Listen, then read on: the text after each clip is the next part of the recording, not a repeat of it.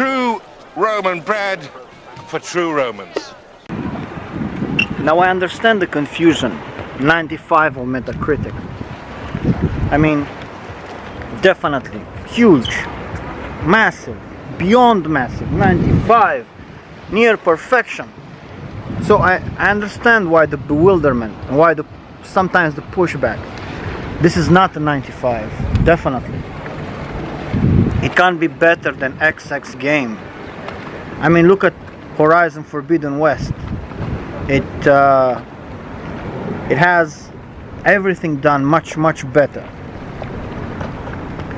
So I understand, and I assume that we all realize the fact that games are holistic. They're more than the sum of their parts. Yeah, obviously, because if we take apart Elden Ring, every rivet, every component, and we place it next to other games that are, we believe, to be more polished or better, indeed we will see that Elden Ring comes up short in certain departments, in certain areas. It does. So by all means, it's an imperfect product. Then why does it sell more than Call of Duty?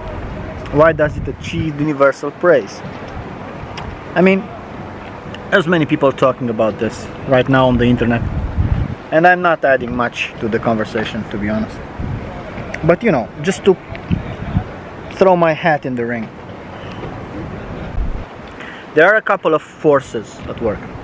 I'll be singing praises to Elden Ring a little bit later on. But I'm gonna take the most insidious stuff out of the way.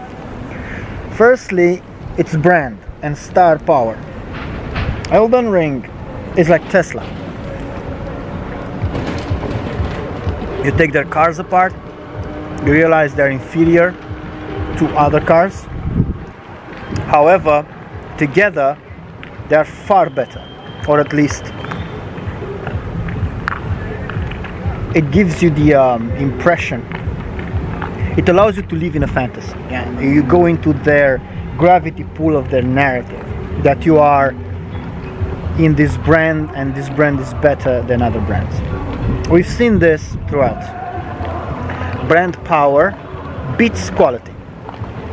So in a rock paper scissors games, the brand power beats the perceived quality. Is much more important.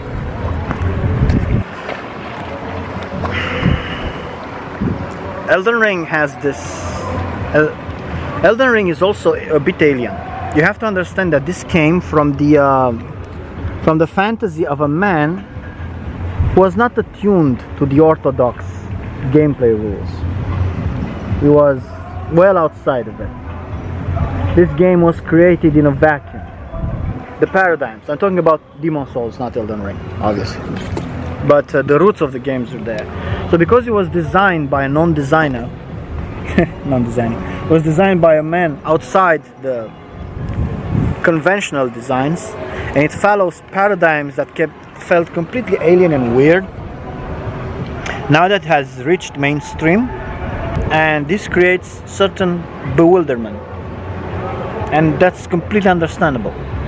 Elden Ring and all the Souls games, despite being one of the biggest influences on the gaming landscape, they're still a niche game. You have to, and niche, what does it mean niche? It means quote unquote it's not for you. It means you need to learn a lot. You need to change the way you think, the way you approach games in order to enjoy these games. It's like some very strange type of music where you need a lot of learning in order to appreciate it. You need to literally change your optics on how you view challenge or video games in general in order to completely tick in synchronous with the Elden Ring beats and the Souls-like beats. So now that we established that Elden Ring is a powerhouse in terms of identity because it's a niche, everything they output, if it's within those paradigms, and exceeds all expectations of the people that are well versed with those paradigms, it's going to be a bigger and bigger success.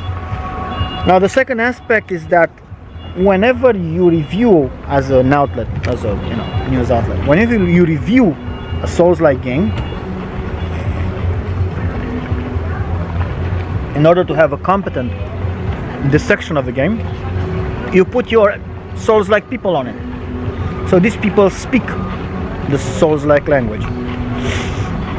And what you read in these outlets, in these reviews, are their opinion, which is already biased toward the brand. So you see these so if these people are pleased, you see these outlandish reviews, it means that in the universe of the Souls-likes, Elden Ring fucking killed it. And it did. It did. It brought us Dark Souls 5 by all accounts. So the third aspect, the third thing, is that if you're surprised by the 95, you weren't paying much attention. Dark Souls 3 is an 89. So these games were highly praised to begin with. So I am surprised. I was expecting a 92, to be honest.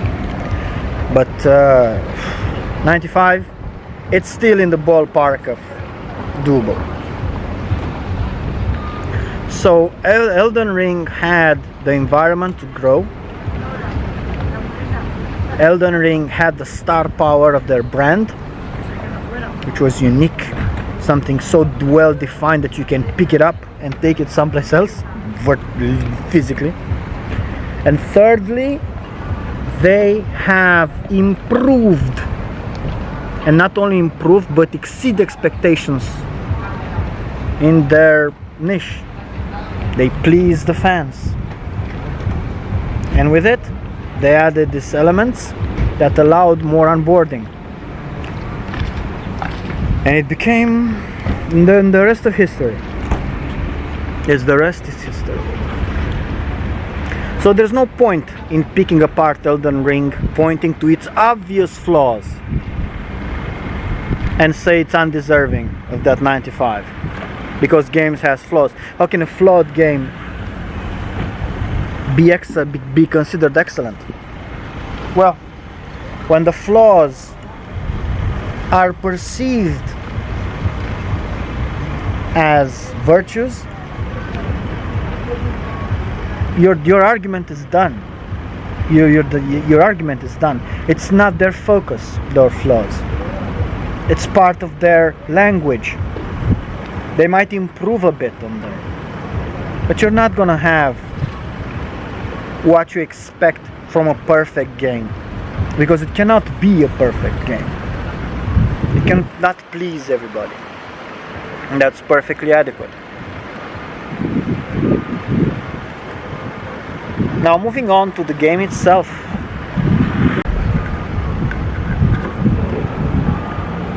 It's one of the best games I played in the last, since Dark Souls 3. Yeah, of course. Look, it has things that, Dark Souls 3, I think it did better. The level design, the progression, for me that was just the whole open world stuff. It does not do as much for me as it does for new people. For me, I liked the semi-linear progression of Dark Souls 3 with their occasional branching. It provided a more healthy growth in terms of difficulty and a more controlled experience. Now, in my first blind through, it was disastrous. I went through horrific difficult areas to roll stomping over half of the game before being utterly pummeled into the ground by sheer crazy spikes, missing all character quests, all of them. I think I missed all of, and a lot of areas. It was a bewildering experience. In fact, I didn't get the horse until 3 or 4 hours in, and no level ups, because I didn't grass. No, it was just crazy because I didn't went to the. I missed the key bonfires. It doesn't matter. But the game is exquisite. I can tell because I work in the Souls-likes and I look at it with the critical eye. I look at it and I analyze what they did. Their animations are fantastic. The sheer breadth of expression, and I can't keep my eyes open. It's so bright outside. So glad I found this cozy place to speak. There's chaos everywhere, but this is like the oasis I found. It's this is where they park boats. One of the many docks, and there's nobody here, which is fantastic. So the sheer diversity of Elden Ring, building upon a massive repository of animations from their Souls-likes, from Dark Souls to Bloodborne to Sekiro, and they build much more. The amount of the animations and variety is staggering. The quality is staggering as well. The boss's characterization is near damn flawless. I mean, the big bosses, the demigods.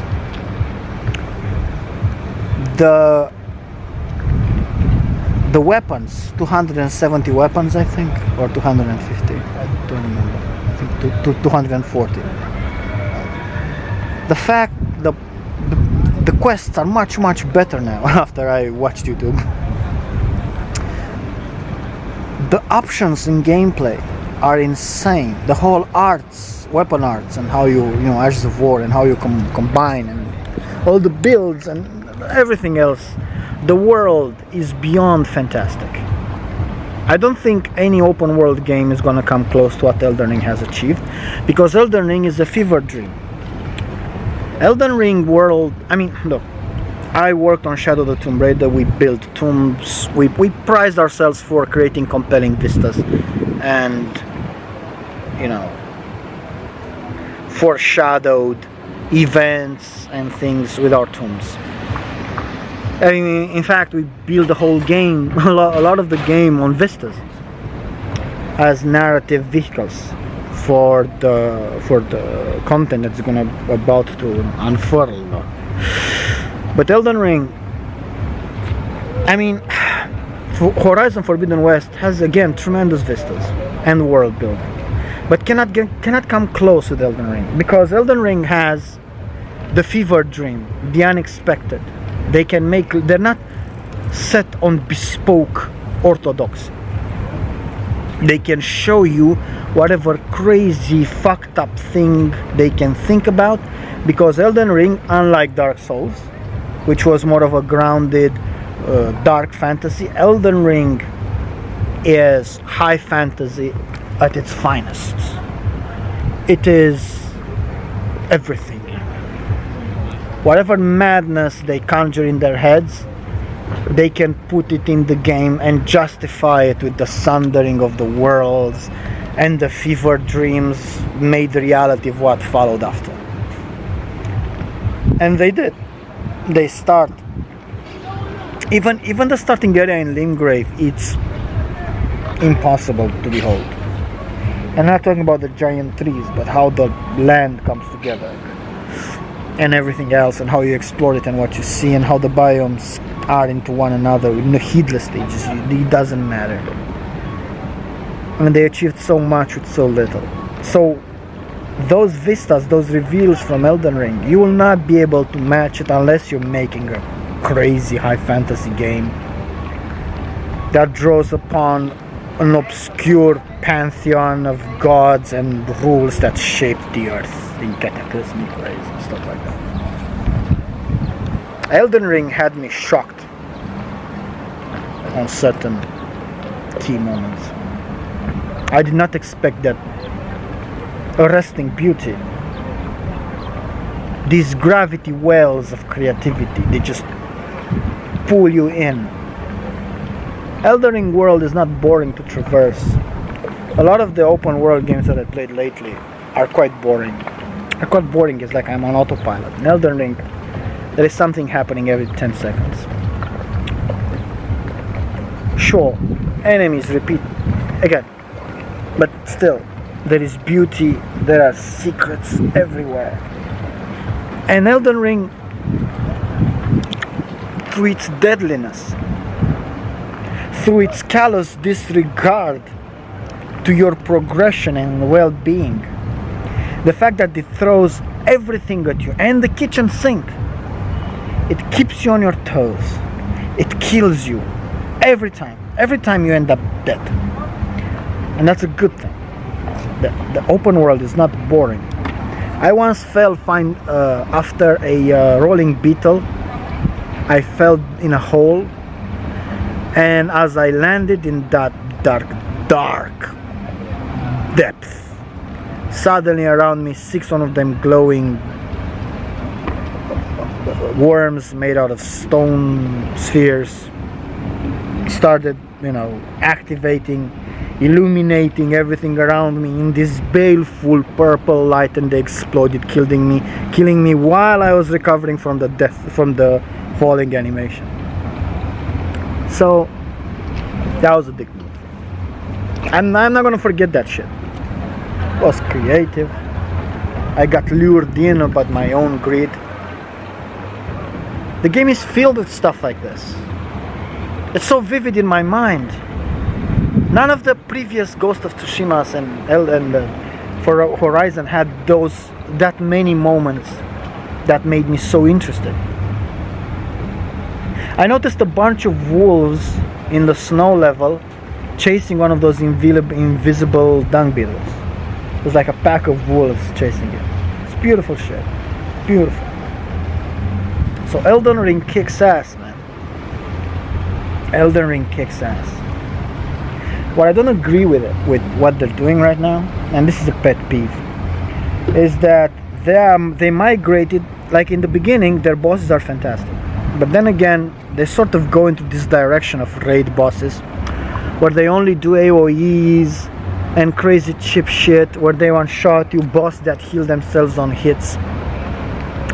And it becomes either a game of stupidly keen reflexes and know-how,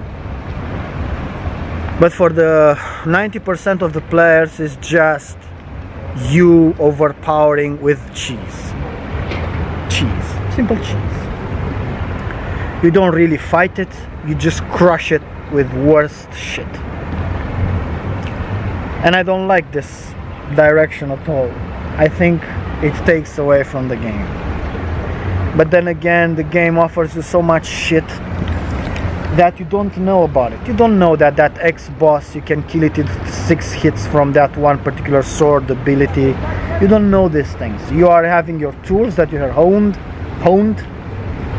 and you're trying to bring them to bear against the challenge.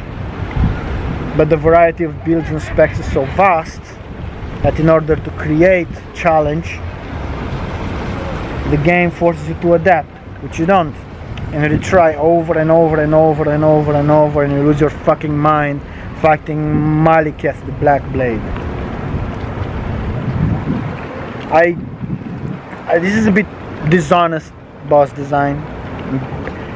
That is, there's two shots people, one shots people, and they are focused on AoE, massive AoE.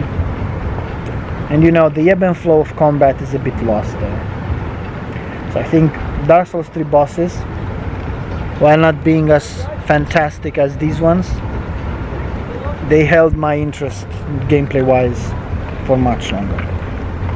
But make no mistake, Elden Ring bosses are a triumph. The staggering variety of their enemies, no game will come close to this shit. In your Horizons, in your Ghost of Tsushima, you're fighting the same-ish enemy over and over, not in Elden Ring. So Elden Ring should be celebrated, should be hailed as the achievement that it is. We should give those guys their due, because they're introducing new blood in the AAA right now, which is sorely needed.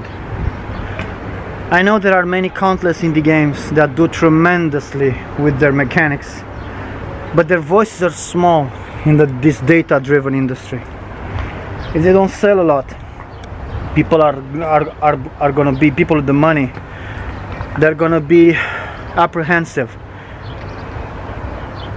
getting inspired by the smaller games. But Elden Ring is no longer a small game. It's a big fucking game.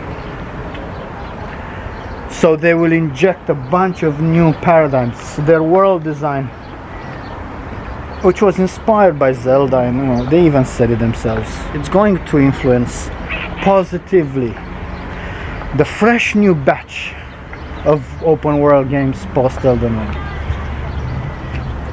So we have to embrace it, even if the game fell short of our own expectations for some people. We have to embrace it, because this is growth. This is how growth looks like. Make no mistake, I think Elden Ring 2 is gonna be much better. It's gonna be perfect. I know it will. It's gonna be fantastic. But until then, we have this wonderfully ambitious fever dream that soars through the skies, destroying, battering aside all expectations. You know, it's in our hands, and we can play it, and we can learn from it. We can get inspired by it, and I can't wait for them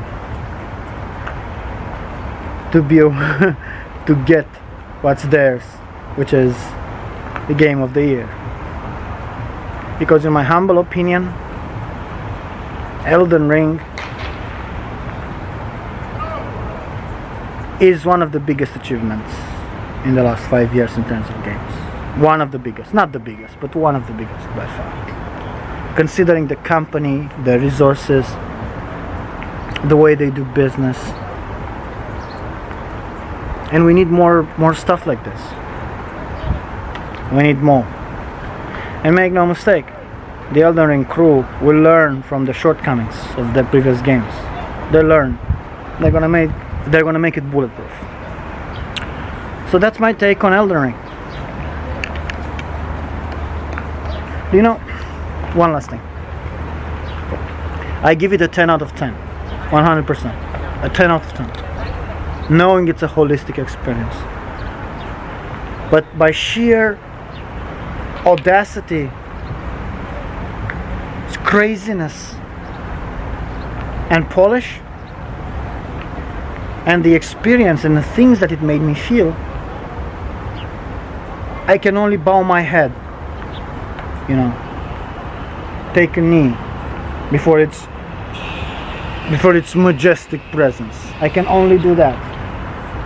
If I were to be a critic and outline all the things that made me feel negative and bad and made me hate the game, yes, definitely not a 10 out of 10.